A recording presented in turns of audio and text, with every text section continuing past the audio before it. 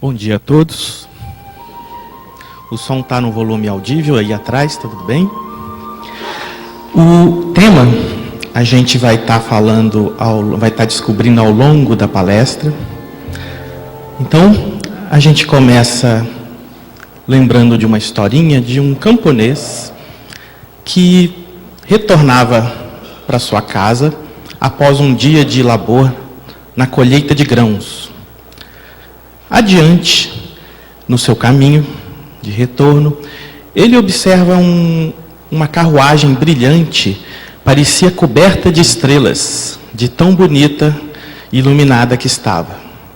Admirado, ele percebe que a carruagem para ao seu lado, e da carruagem ele reconhece que o Senhor da vida, o soberano do universo, desce da carruagem, lhe estende as mãos e lhe pede uma ajuda.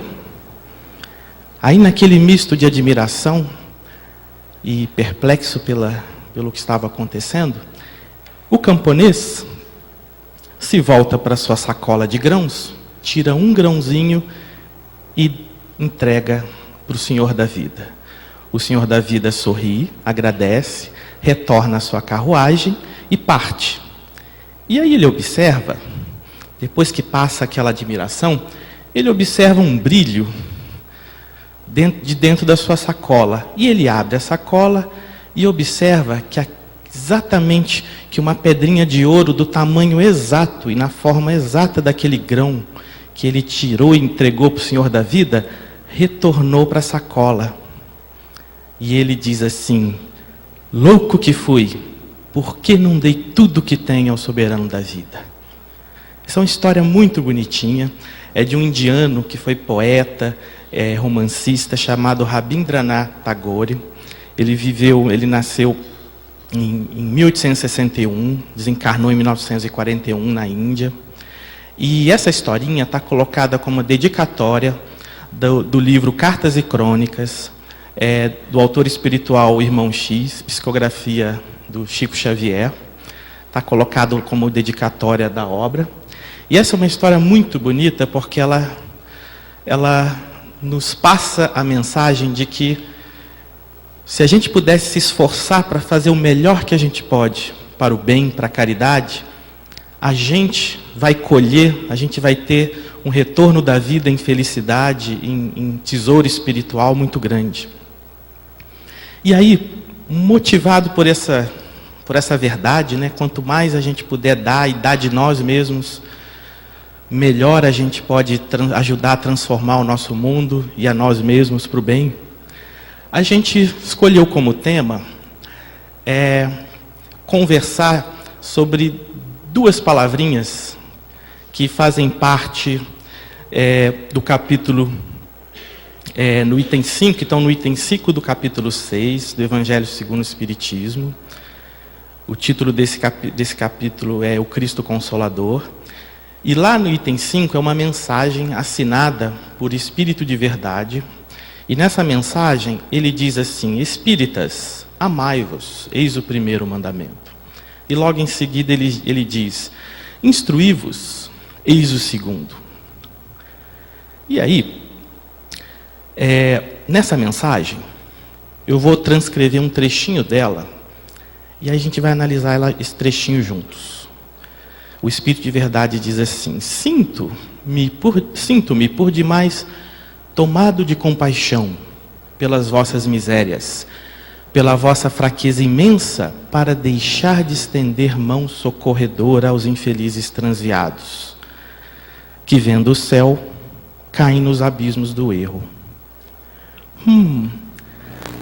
A gente vê então nesse trechinho que o Espírito de Verdade ele sente compaixão, ele está com dó da gente, não só daqueles que são infelizes, mas daqueles de nós que não conseguimos estender mão, que socorre, que auxilia, no sentido mais amplo possível, esses infelizes.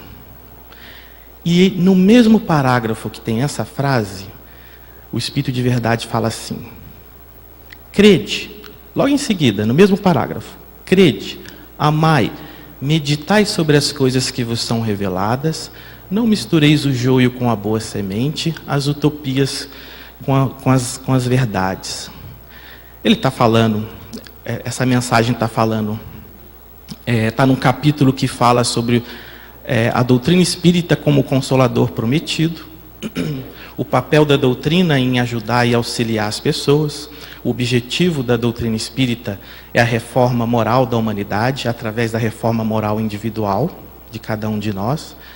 Então, ao mesmo tempo que o Espírito de Verdade exclama a sua preocupação, a sua compaixão com a nossa dificuldade em estender ajuda ao próximo, ele nos orienta a, primeiro, crede, amai-vos, né, o primeiro mandamento, como ele encerra a mensagem. Depois ele sugere para a gente meditar sobre as coisas que vos são reveladas, no caso a doutrina espírita, terceira revelação, e pede para a gente não tomar o cuidado de não misturar joio com boa semente, da gente não misturar conceitos que não são da doutrina com a doutrina, na hora da gente praticar, ensinar, já que a doutrina tem esse papel de auxiliar-nos ao crescimento moral.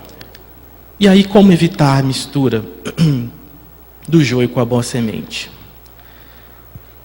Para esses tipos de questão, como que a gente pode se tornar cada vez mais capaz de estender mão segura aos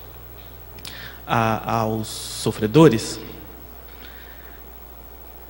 A proposta da palestra, o tema nosso que a gente escolheu para falar nesta manhã, uma forma da gente responder isso é através desse segundo mandamento.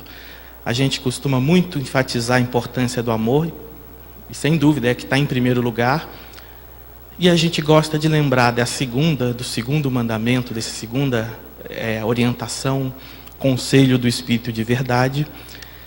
E aí o que a gente vai ver com exemplos, é que o instruí-vos, ele é um caminho seguro para a gente realizar coisas grandiosas no sentido do que o Espírito de Verdade comenta.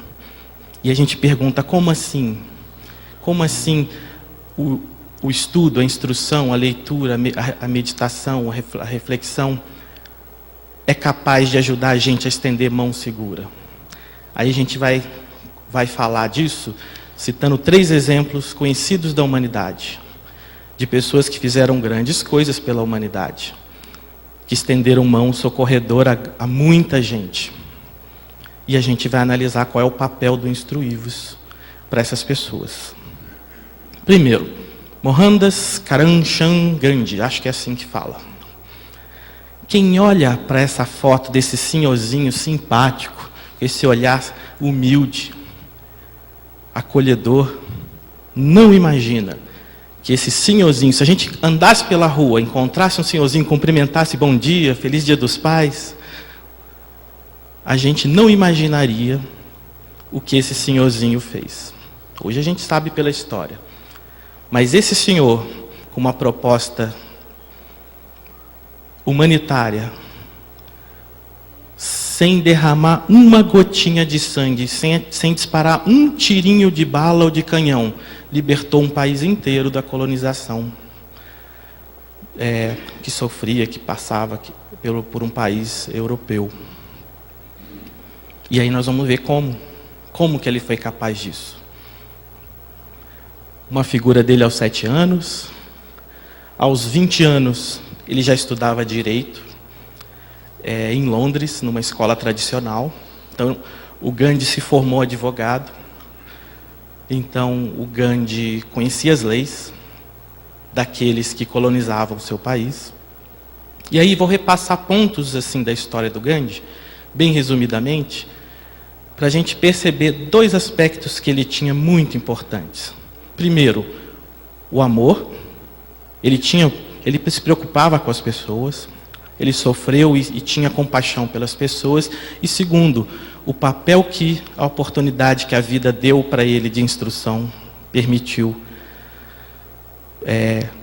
que ele pudesse usar a favor dos seus compatriotas. Então, um pouquinho lances assim da história. Em 1888 ele vai para Londres estudar direito nessa escola bem tradicional de advocacia lá da Inglaterra. Em 1891 ele se forma advogado, retorna à Índia. Em 1893 ele aceita trabalhar por uma empresa na África do Sul, para essa empresa. Então ele vai para a África do Sul, também colonizada pela Inglaterra, mas haviam vários indianos trabalhando lá. Ele passa 21 anos, de 1893 a 1914, na África do Sul, onde, nesses 21 anos, ele aprende visões políticas diferentes, ele tem contato com culturas diferentes, desenvolve habilidades de liderança, política e ética. E nós vamos ver agora alguns trechos, algumas passagens, algumas situações que despertaram nele uma ideia assim que foi sensacional para o fim humanitário que ele teve. Olha, primeiro, ao perceber a discriminação que seus compatriotas sentiam na África do Sul, ele começou a considerar que todos, hindus e muçulmanos, aí está entre parênteses, vou aproveitar o parênteses. Na Índia da época, então, havia uma divisão religiosa muito grande, os hindus e os muçulmanos, e eles tinham muitas rixas e agressividades entre eles, por razões de crença. E aí, o Gandhi percebia que a cidadania não pode depender da escolha religiosa. Hoje, no Brasil, a gente tem garantido pela Constituição a liberdade de crença. Ninguém tem direitos maiores ou menores de cidadania em função disso. Naquela época ainda havia bastante desse tipo de problema, mas Gandhi começou a perceber que não é porque alguém pensa diferente que a gente deva tratar mal ou deva alguém sofrer alguma discriminação, prejuízo qualquer. E foi o que ele sentiu, ele sofreu. Mesmo ele tendo formação como advogado, tendo até recursos financeiros, ele era barrado em hotéis, era agredido por andar em calçadas, foi em viagens de trem, ele tinha ticket de primeira classe, ele era expulso da primeira classe por causa simplesmente da aparência. Então, além de sofrer, ele sofreu, ele sentiu que é ruim, e ele começou a sentir que isso também não é bom para os outros. Isso despertou nele uma vontade grande de lutar pela justiça social. E aí, essa ideia ele quis levar para o país dele. E tem uma frase que eu encontrei na rede atribuída ao Gandhi, que diz assim, que ele dizendo assim, que eu aprendi, o Gandhi dizendo, a descobrir o lado bom da natureza humana e entrar nos corações dos homens. Eu percebi que a verdadeira função de um advogado era unir partes separadas. Então, Gandhi, a gente percebe nesses lances e nessas passagens que bom sentimento ele já trazia na alma dele, já era um espírito bom, que tinha essa impulso para o bem. E ele tinha uma ferramenta, as leis. E aí, lá por 1906, ainda na África do Sul, Gandhi resolve pôr em prática uma estratégia baseada no ideal dele de justiça social. Em 1906, o governo local instituiu uma lei que dizia que os estrangeiros tinham que ter um registro, não podiam andar sem um certo documento, e certos lugares poderiam os estrangeiros entrar, outros não, e quem não tivesse iria preso. E eles achavam isso uma discriminação, a gente não pode ir e vir, não tem os mesmos direitos. E aí o Gandhi sugeriu o seguinte, essa palavra aqui, satyagraha, que tinha a gente acha o conceito vinculado a essa palavra como o método da verdade, mas sem violência. Inspirado por esse sem violência, Gandhi propôs um protesto não violento. Era algo como uma desobediência civil, mas sem violência, no seguinte sentido. Eles achavam que era injusto, que era discriminatório, aquela proposta de ficar andando com um crachazinho de documento ou registro. Então, eles não andariam com documento, ou eles não fariam, mas eles não reagiriam. Olha, recusava-se o registro, mas não reagia-se à voz de prisão. E olha, por 7 anos, os indianos foram presos, apanhavam, agredidos, mas mantinham resistência não violenta. E olha que interessante, porque quando alguém agride e o outro reage violentamente, fica aquela situação de impasse, uma agressão de um lado, de ambas as partes, e quando a gente percebe que a agressão, quando a coisa chega, uma situação chega ao ponto da agressão, a gente percebe que a razão já deixou de existir, mas o lado dos indianos, ao não reagirem violentamente, isso moveu e alterou, levou 7 anos, demorou um pouquinho, mas mexeu com a opinião pública. Chegou ao ponto dos líderes do governo virem negociar com Gandhi essa questão do registro. Era uma coisa simples, não era nem algo tão grave se a gente parar para pensar na coisa em si.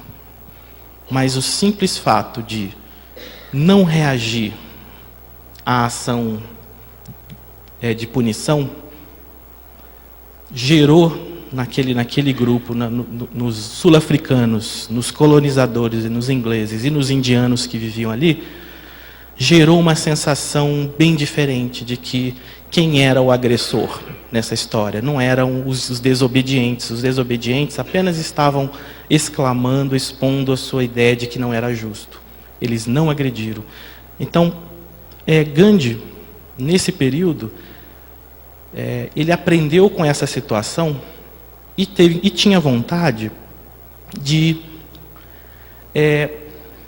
levar isso para a Índia, porque a Índia sofria da exploração, da colonização.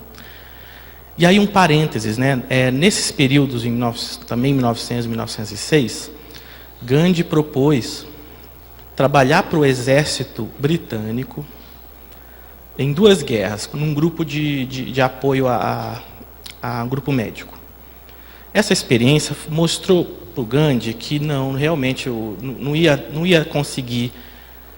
Se alguém no país, na Índia, quisesse tentar montar um exército para combater a Inglaterra, iam perder por causa de experiência, por causa de condições militares mais avançadas do povo inglês. E aí ele concluiu que para libertar a Índia, ele deveria usar um método de resistência não violenta. Ou seja, ele ia tentar ajudar uma nação inteira, mas através da fraternidade, da humildade, do agir bem. Ele não era agir não era agir como um bobo, aceitando as imposições, mas era uma forma de reagir dentro da lei, porque ele aprendeu a lei britânica, ele foi lá estudar na capital britânica, e ele orientou seus compatriotas a agirem de uma maneira que pudesse levá-los à libertação. Então, nesse período em que ele retorna à Índia, Gandhi procura aplicar essa resistência não violenta para tentar libertar o país. Uma das maneiras, porque pela qual contribuíram para atingir esse fim, orientando os indianos a não adquirirem comercialmente o produto inglês, a eles mesmos produzirem o próprio produto. Isso é contra a lei? Não é. Isso é agressivo? Não é. Violento? Não é. Outra passagem que é conhecida como a Marcha do Sal. Os indianos eram obrigados a comprar um sal que eles mesmos podiam extrair da região costeira da Índia. Então, o Gandhi orientava as pessoas: não, vamos nós mesmos retirar o sal que chega até a nossa região.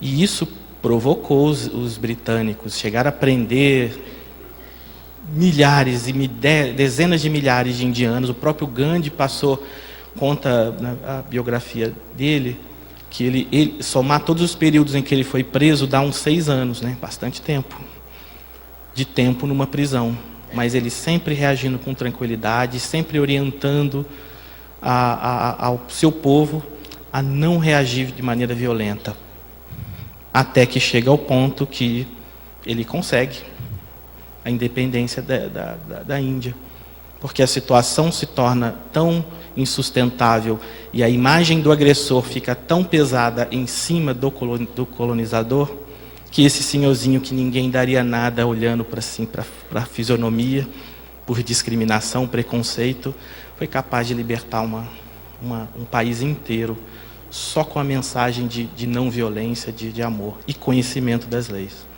Então o que ele tinha?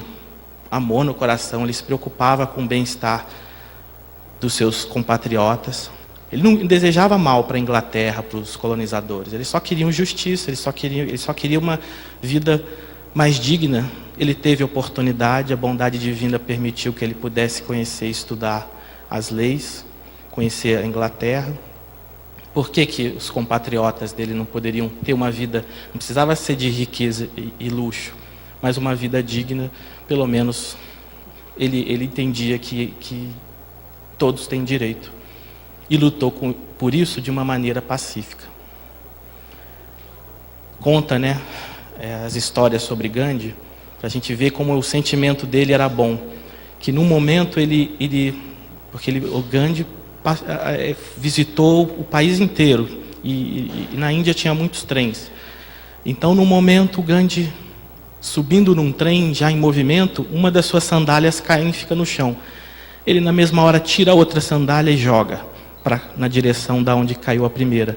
Aí um amigo com ele perguntou: mas Gandhi, por quê? Agora você vai ficar sem nada no pé? Aí o Gandhi responde para ele: a pessoa que precisar de uma sandália e encontrar o primeiro pé, vai encontrar o segundo e a sandália vai ser útil. Isso é uma coisa simples, não é simples? Mas mostra como Gandhi, e era automático, pensava nos outros a todo momento. E olha que o trem andando, se ele demora 30 segundos para pensar nisso, talvez a força da mão não ia jogar a sandália perto. Ele tinha que pensar nisso rápido. O que demonstra que o impulso, o espírito dele já tinha esse impulso de pensar nos outros, no próximo. Então, amor não faltava para o Gandhi. Desejo de ajudar o próximo não faltava. E a bondade divina concedeu a ele o segundo instrumento, que é o instruí-vos.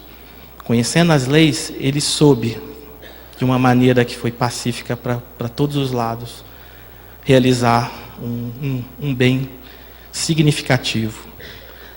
Albert Einstein, sobre o Gandhi, disse que as gerações futuras terão dificuldade em acreditar que um homem como esse existiu e caminhou sobre a terra, um homem de carne e osso. E tudo isso sem promover, sem propor violência, aceitando com humildade humilhações, punições. Ele mesmo sentiu, apanhou durante a sua vida por conta disso, e reagindo sempre com paz. O nosso segundo exemplo é bem previsível para uma palestra com esse objetivo de falar do instruí-vos e de alguém que trouxe algo fundamental. Vamos até falar sobre essa pessoa de modo muito rápido. É o Kardec. Aqueles que são espíritas conhecem um pouco da biografia do Kardec, sabem que ele foi um sábio conhecido por estudos, Alguns dados bem rápidos, Às 19 horas de 3 de outubro nascia o senhor Hippolyte Léon Denisard Rivail, que era o nome de batismo do Kardec. Kardec foi um pseudônimo adotado para a publicação das obras espíritas, da doutrina espírita.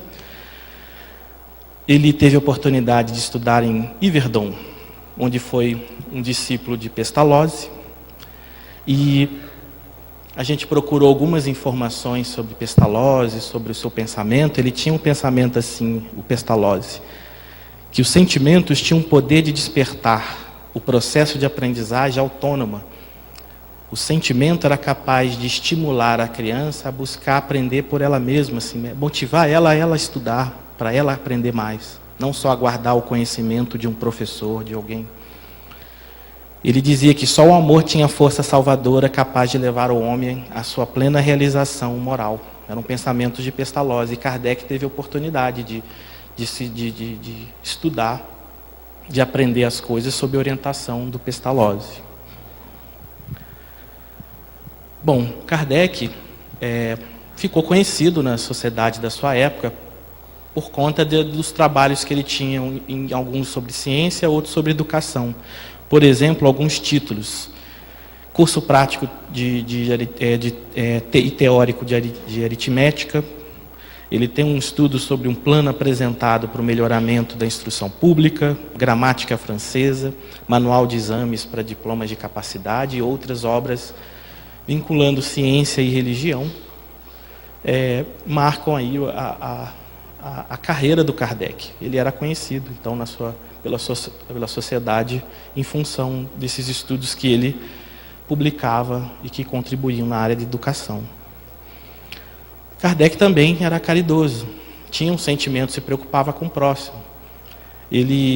Um exemplo disso, ele organizava na sua casa cursos gratuitos para quem não tinha condição de pagar uma escola na época. E contam oradores e alguns sites espíritas que o Kardec, ele sempre que tinha um amigo ou conhecido necessitado, ele ajudava com dinheiro, com obras. Kardec sempre fazia o possível para quando ele conhecia algum caso em que alguém precisava de ajuda.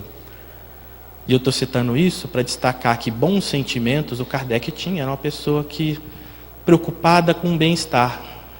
E qual a ferramenta que ele usou para tentar contribuir para a sociedade na época dele? A instrução que ele recebeu, a capacidade que ele tinha. Ele foi um homem muito inteligente, capaz de aprender e ensinar, desenvolveu essa arte de passar as coisas para a gente de modo mais didático. E aí o que ele fez de então importante? Bom, a gente espírita sabe o que ele fez. Ele, num determinado momento da vida, ele pôde trabalhar investigando, observando fenômenos espíritas que permitiram que ele pudesse trabalhar em obras didáticas para trazer para a gente as verdades espirituais contidas na doutrina dos espíritos. O porquê que isso é importante? Por que a gente considera isso uma contribuição para a humanidade, né? Assim, alguns pontos, não são todos, que senão a palestra seria sobre a doutrina. Mas pontos importantes da doutrina: mostrar a realidade da existência e sobrevivência da alma. Kardec, através das observações dos fenômenos espíritas, fenômenos sejam de efeitos físicos ou de efeitos inteligentes, constata e, no contexto espírita, serve de comprovação para a existência e sobrevivência da alma. A doutrina, a gente comentou no começo, ela foi trabalhada de uma forma, os espíritos guiaram Kardec a apresentar ela para a gente de uma forma em que o seu objetivo maior é esse: a regeneração da humanidade, e de uma maneira sagaz. Porque não era um salvador que vai chegar de cima do seu cavalo, empunhar sua espada e vai salvar a humanidade do mal. Não. A maneira como a doutrina ajuda a humanidade é através da gente, nós. A doutrina orientando a gente a nos tornarmos pessoas melhores, mais honestas, caridosas, trabalhadoras no bem, mostrando para a gente como é importante a gente começar a pôr em prática a palavrinha que chama abnegação, que é negar um pouco a gente mesmo, o eu, a minha vontade, e começar a prestar atenção no próximo. Qual a vontade, qual a necessidade, o que vai fazer o meu próximo feliz? A doutrina permite que a gente valorize isso mais do que nunca. E quando a gente faz isso na família, na sociedade, em todo lugar, a humanidade melhora. Já pensou todo mundo pensando no próximo? Nossa, a gente ia virar o paraíso assim num dia para o outro. sabe, de um dia para o outro isso não ocorre. Mas se cada dia a gente melhorar um pouquinho, que a doutrina estimula a gente vai estar dando passos valiosíssimos rumo à regeneração, à melhoria da humanidade. E a doutrina espírita tem uma forma de fazer isso através da fé raciocinada, da gente entender aquilo que crê, entender aquilo que faz. Então eu vou me esforçar para ser uma pessoa boa, não é porque o Kardec disse, porque a doutrina disse, porque o Evangelho disse, porque eu entendo as consequências disso. Para a vida material, para a vida presente e para a vida espiritual. E qual é a força que a doutrina dá? Através da comunicação de espíritos que passaram pela Terra, que fizeram coisas boas ou não boas, eles vêm dizer para a gente o que eles escolheram, né, no mundo espiritual. E aí a gente vê aquele que fez o bem, está lá felizinho da vida, dizendo para a gente, se esforcem. Aquele que fez o mal, não vai estar tão felizinho da vida, mas vai dizer para a gente, se esforcem no bem, porque eu estou aqui sofrendo, porque perdi a minha oportunidade e aguardo oportunidades futuras. Então, esse é um ponto importante da doutrina. Conforme no Evangelho, no capítulo do Cristo Consolador, a doutrina permite o consolo, porque quando a gente perde um ente, quando não é a gente que desencarna, é um ente querido nosso, ela mostra para a gente que esse ente querido continua vivo e que certamente está sendo amparado por bons espíritos. Então o sofrimento, a dificuldade vão ser mínimas. E ela permite lembrar, ensina coisas do mundo espiritual, coisas que a gente não sabia ainda, e relembra nos ensinos de Jesus. Por fim, a doutrina espírita, se a gente avaliar num aspecto mais filosófico, ele é o único conhecimento humano que tem duplo caráter de uma revelação. Na obra Gênesis, o Kardec analisa essa questão, que é interessante. A ciência, que hoje tem desenvolvido a tecnologia, tem desenvolvido a saúde, a gente vive mais tempo, a gente tem mais qualidade de vida, a gente se desloca com mais facilidade, a gente se comunica com mais facilidade. Companheiros que estão a quilômetros daqui podem estar acompanhando com a gente esse estudo que a gente está fazendo, graças ao progresso dessa área do caráter científico de uma revelação. Descobrir as leis da natureza através de um trabalho científico. O caráter divino é aquele que envolve a revelação direta, uma inspiração do mundo espiritual, um profeta que fala inspirado pelos bons espíritos, sonhos que algumas pessoas às vezes têm premonitórios, que envolvem uma informação que vem do mundo espiritual para nós. Esse é o caráter divino. Por que a doutrina tem os dois? Porque o Kardec iniciou e manteve ao longo do seu trabalho na doutrina, no desenvolvimento da doutrina, uma postura de observação, de reflexão. Ele não aceitava as coisas só porque o Espírito dizia. Ele bolava perguntas, ele analisava as respostas, analisava os fenômenos que ele pôde presenciar, analisava a experiência de pessoas que se comunicavam, mandavam cartas para ele, do mundo inteiro. Então esse é um caráter científico de quem lida com um fenômeno novo. Será que o fenômeno de uma mesa que pula e bate, e se move, que gira, será que não é um fenômeno puramente material? Então, esse tipo de perquirição o Kardec fez lá no comecinho. Mas quando viu que a mesa dizia sim e não para respostas, e quando usava um código para montar letras e palavras, percebia que a mesa dava respostas inteligentes, opa, peraí, não, uma mesa não tem cérebro para raciocinar, não tem estrutura para por si só emitir uma informação inteligente. Logo, essa informação inteligente deve ser de algo que controla a mesa. Aí, analisando mensagens, analisando o teor, a informação dessas mensagens, ele excluiu hipóteses diversas a respeito das causas possíveis do fenômeno. E aí, analisando. E aí, os próprios espíritos orientando sobre questões de natureza filosófica e moral, as mais avançadas possível, Kardec montou a doutrina espírita. Então, o caráter científico vem dessa postura de reflexão e observação, e o divino vem do conteúdo das orientações dos espíritos, que são orientações deles. Por isso que a gente diz que a doutrina é dos espíritos e não doutrina de Kardec. Por isso que a gente evita, não usa o termo kardecismo. O sufixo ismo é usado para a doutrina não é doutrina de Kardec. Não é ele que criou da cabeça dele todo esse conjunto teórico que consta das obras básicas. E é fácil fazer isso? Com certeza não. Precisa de qualidades, precisa de um conjunto de características para essa pessoa. Essa pessoa tem que ter experiência na ciência, na filosofia, conhecimento de história, conhecimentos diversos, para poder atacar um problema, uma coisa nova, entre aspas. Os fenômenos sempre existiram na humanidade, mas o interesse para investigá-los surgiu na época de Kardec. Então ele precisou de duas qualidades.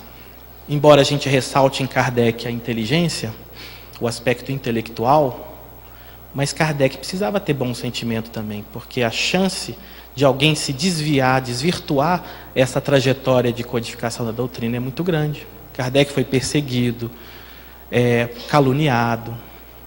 Por quê? Porque Kardec não ganhava um tostão com isso. Não tinha nenhum benefício pessoal para ele. E o benefício para a humanidade? Aquilo que a gente falou agora há pouco. A humanidade tem agora um roteiro de como pautar a vida. Cada um lendo, conhecendo a mensagem da doutrina, se afinizando, recebe naturalmente um roteiro de como se pautar perante as situações da vida, todas, para que a gente ajude o nosso mundo a se tornar um mundo melhor, que é através da nossa melhoria. Terceiro exemplo, acho que o tempo não vai dar para falar de tudo que a gente adoraria estar falando, mas vamos tentar falar de 2, 3 exemplos, pelo menos. Esse terceiro exemplo, talvez alguns já tenham meditado sobre isso, sobre essa pessoa, o que ela trouxe para a gente de bem. Eu acredito que alguns já pensaram nesse aspecto, na importância do instruí-vos na vida, no trabalho que esse terceiro exemplo teve para nós. Mas a gente lembra muito dessa pessoa pelo seu amor, coração assim que não cabe no mundo, de tão grande que tem por nós. E ninguém menos que Jesus. Aqui eu tirei do Wikipédia um monte de gravuras assim que várias culturas pintaram da fisionomia. A gente não sabe a fisionomia real que Jesus teve. E a gente lembra de Jesus pelo amor, né? Afinal, ele, né, Jesus, ao responder sobre qual o maior mandamento da lei, ele disse, amarás o Senhor teu Deus de todo o coração, de toda a sua alma, de todo o teu espírito. Este é o maior e o primeiro mandamento. E aqui tendes um segundo. Apertei errado de novo. Aqui tendes o segundo, semelhante a esse, amarás a teu próximo como a ti mesmo. Toda a lei e os profetas se acham nesses 2 mandamentos. Então a gente lembra de Jesus e a gente pensa no amor, na mensagem de amor que ele deixou para nós. O exemplo de como. Mas, quando a gente analisa então o que Jesus ensinou e o como Jesus ensinou, a gente vai começar a perceber que não foi fácil para Jesus também, não. Assim, não foi uma situação que ele fazia de olho fechado com uma mão nas costas, como a gente brinca quando alguém tem uma facilidade, que não faz esforço nenhum. Não, Jesus teve um outro lado que a gente vai exemplificar. Primeiro, sobre o que Jesus ensinou. Bom, evangelho significa boa nova, uma boa mensagem. Nas bem-aventuranças, Jesus fala, né, das bem-aventuranças dos humildes, dos aflitos, dos que choram, os que têm sede de justiça, dos mansos. O Evangelho traz toda essa mensagem de bem-aventurança dessas situações, dos pacíficos, dos que sofrem perseguição por amor da justiça. E os ensinamentos de Jesus enfatizam todas essas virtudes que a gente conhece, a gente sabe do Evangelho, já leu. Muito bem. Aí o como.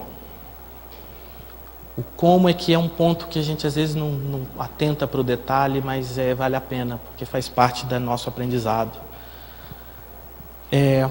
Jesus usou sim de inteligência em muitas situações, em muitas passagens. A gente vai ver alguns exemplos, né?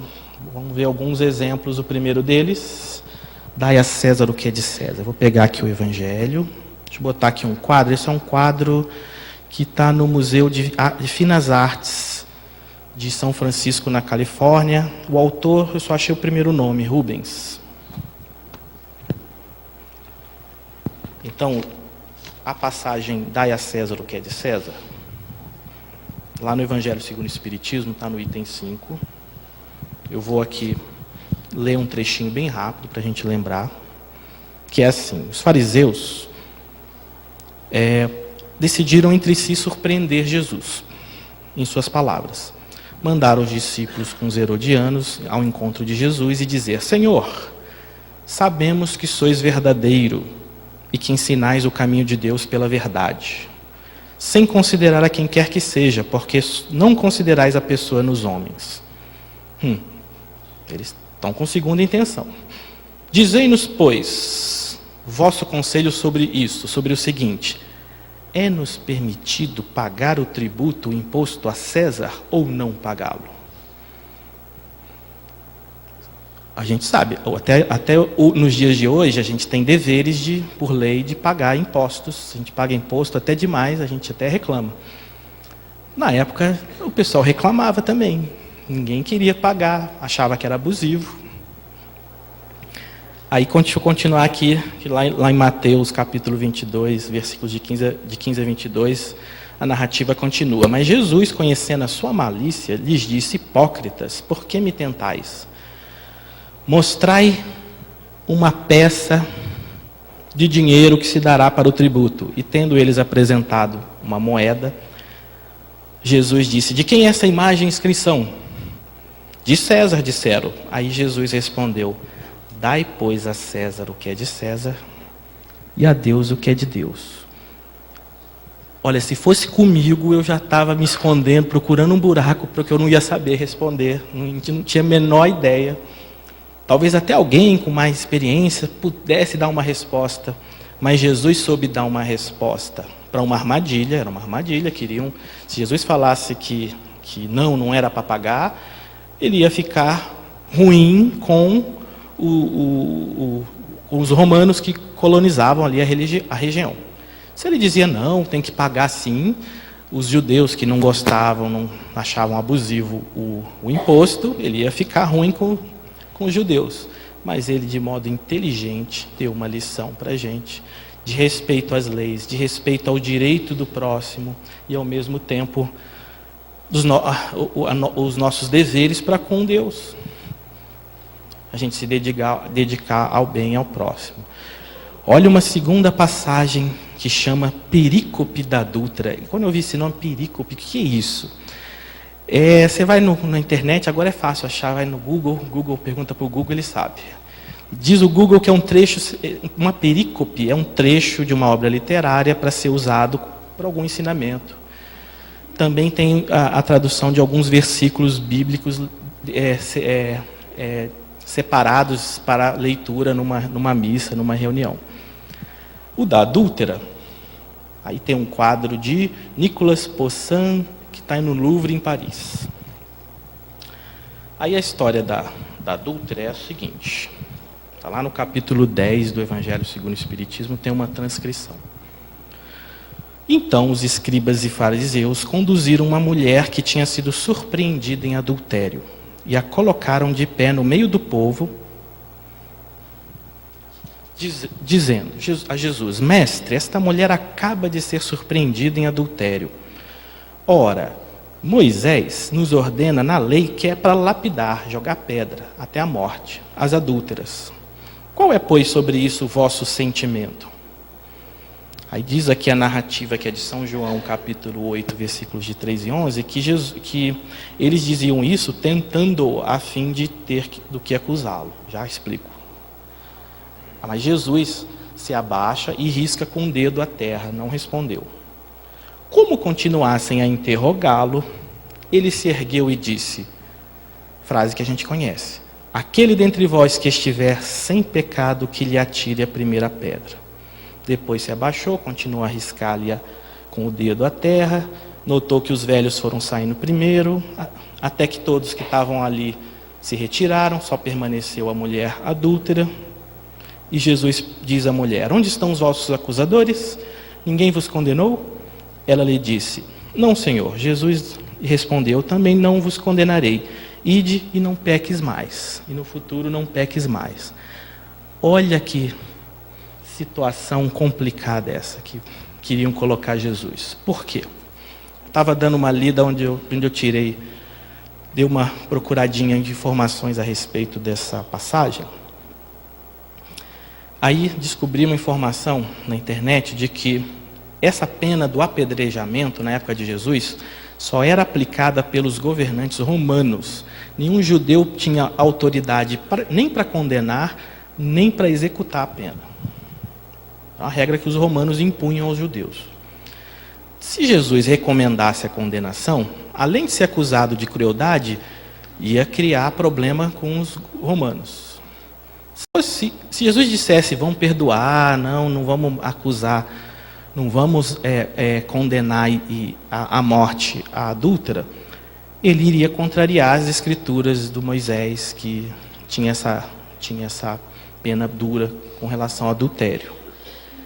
E aí a gente nota mais uma vez a sabedoria aliada ao amor de Jesus através da resposta.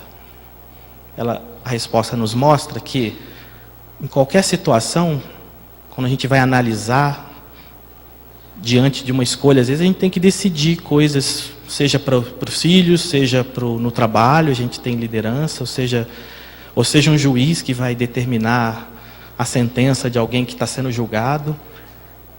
Mas a recomendação, essa de Jesus, diz que aquele que está numa posição de escolha não deve jamais fazer isso sem ter o aspecto moral. Ou seja, será que a gente na situação não teria cometido o mesmo erro? Jesus ensina a indulgência. Se a gente não tem razão por que condenar, por que vai condenar? Vamos dar a segunda chance para a pessoa se reabilitar. Nem sempre o olho por olho, dente por dente, vai ser a situação que melhor educa moralmente a criatura. Vamos prosseguir, por causa do tempo. Tem essa aqui, a parábola do bom samaritano. Aí tem esse quadro de Jan Wijnants, que é um pintor holandês, que a gente conhece, né? Eu vou comentar rápido, em função um pouco do nosso tempo, que um homem ia de Jerusalém para Jericó e caiu na mão de ladrões, e esses ladrões atacaram a pessoa, cobriram de feridas, roubaram tudo que ele tinha e largaram ele quase morto no caminho. Aí um sacerdote passa, olha, atravessa a rua, passa longe, porque não queria se comprometer. Um levita, que era um auxiliar dos sacerdotes, também passa e desvia. Mas um samaritano, e aí a questão do conhecimento da época, o samaritano, que era tido para os judeus como hereges, pessoas, eles não aceitavam as práticas que os fariseus recomendavam no templo. Mas um samaritano teve compaixão, auxiliou, amparou, levou para uma hospedaria para cuidar do... E aí qual era a situação? O doutor da lei tinha perguntado a Jesus o que era preciso, quem era o meu próximo. Ele pergunta, Jesus, é correto dizer que amar a Deus e ao próximo como a si mesmo é o mandamento? Jesus diz, sim, faz isso. Mas quem é meu próximo? Esse doutor queria testar Jesus. Aí Jesus conta essa parábola. De novo, se fosse comigo, sem preparar uma semana antes, eu não ia saber contar uma história que pudesse ilustrar tão bem, com sutilezas e riquezas de detalhes, essa nuance que é a parábola do bom samaritano. Não foi a parábola do bom caridoso, tinha que ser um samaritano para chocar a imagem junto aos judeus. Por quê? Porque não importa a origem religiosa, social, étnica, de nacionalidade de uma pessoa. Quando ela faz o bem para alguém que precisa, ela é uma pessoa boa e está agindo de acordo com a lei de Deus. E essa é a mensagem que Jesus deixa. E, de novo, numa história simples que está aí 2000 anos durando, de duração dessa história, dessa parábola do bom samaritano, a gente percebe a inteligência de Jesus na construção de algo simples para todos nós. Bom, tem a questão do uso das parábolas. Encontrei uma referência que é um livro de 2 professores americanos, que chama Harmonia dos Evangelhos. Essa numerologia aí de quantas parábolas tem nos evangelhos canônicos, né? João, Mateus, Lucas e Marcos. Tem esse número tem 11 parábolas que só estão em Mateus, 2 só no Evangelho de Marcos, 18 só no de Lucas, 4 que estão nesses 2, nenhuma no Evangelho de João. Mas a questão do uso da parábola, né, que é um recurso assim, a gente conta historinha para criança para tentar passar um fundo moral. Jesus contou historinha para criança espiritual, que era a gente. E que 2000 anos e está aí essas histórias, dessas parábolas ricas de instrução para nós, para a vida espiritual. E Jesus comenta, né, os discípulos perguntam por que fala por parábolas. Porque para eles, para os discípulos, Jesus poderia falar de modo mais claro. Né? A vós outros foi dado conhecer os mistérios do reino dos céus. A eles isso não foi dado. E aí Jesus fala um negócio estranho, olha, aquele que já tem, mais se lhe dará, e aquele que não tem, vai tirar. Nossa, Jesus, que dureza, é você mesmo que está falando isso? Mas tem um sentido. Aí ele fala, por isso que falo por parábolas, porque vendo não veem, ouvindo não entendem, nem compreendem, né? E é uma profecia de Isaías. Estou correndo um pouquinho por causa do tempo. Mas o que Jesus está querendo dizer? Não é que a maldade vai tirar de quem não tem, para dar para quem tem. Isso parece injustiça, mas não é. O que Jesus está dizendo é que aquele que se esforça e aproveita as suas oportunidades e aprende com elas, está mais preparado para aprender coisas novas. Aquele que se esforça para arar a terra e plantar semente, vai colher. Aquele que não, vou deixar a terra produzir sozinha, vai produzir só joio, mato, não vai colher frutos. E é esse o sentido dessa palavra, disso que Jesus está dizendo. Para alguns, a mensagem tem que vir mais diluída num contexto de uma parábola, para que vai guardando na memória, quando a pessoa despertar lá adiante, ela vai entender o sentido. Para os discípulos que estavam um pouquinho mais avançados, Jesus podia falar de modo mais direto e ensiná-los coisas novas. Então, instruí-vos também nos capacita a aprender coisas novas, a estarmos preparados para coisas novas. Tem uma historinha linda, linda, linda, mas muito importante. Vou falar ela rapidinho, aí tem uma figurinha, né? Chama Lição das Trevas, livro Cartas e Crônicas, do autor espiritual Irmão X, que eu citei lá no começo, psicografia do Chico Xavier. É a primeira historinha do Irmão X, que é algo assim, né? No Vale das Trevas, delirava a legião de espíritos infelizes. Rixas, obscenidades, doestos, planejavam-se assaltos, maquinavam-se crimes. O espírito benfeitor penetrou a caverna, apaziguando e abençoando.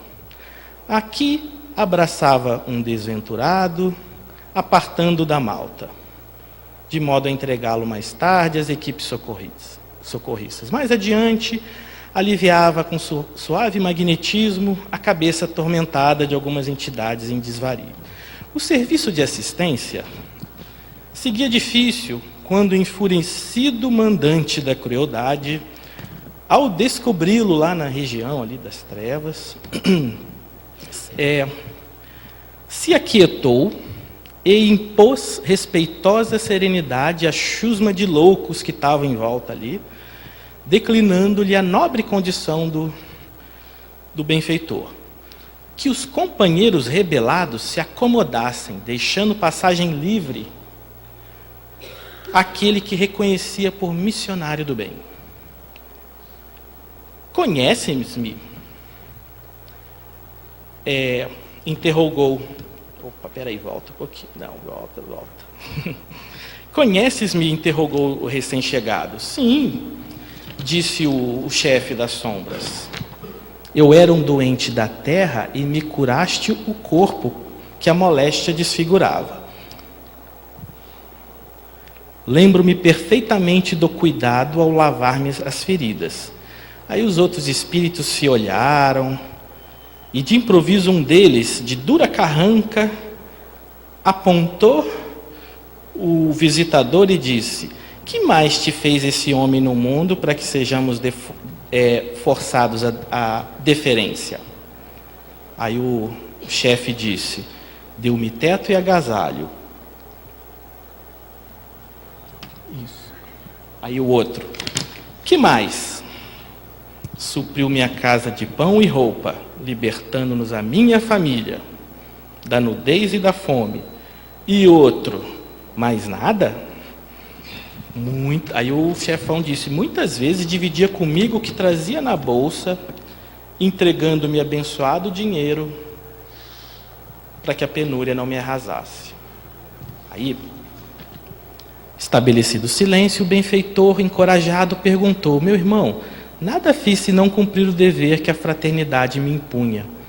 Entretanto, se te mostra tão generoso, o chefe tão generoso para com ele, em tuas manifestações de reconhecimento e amor, por que te entregas à obsessão e à delinquência? Aí agora que é a resposta final da historinha. O chefão pareceu se sensibilizar, meneou a cabeça e disse: em verdade és bom e amparaste a minha vida, mas não me ensinaste a viver.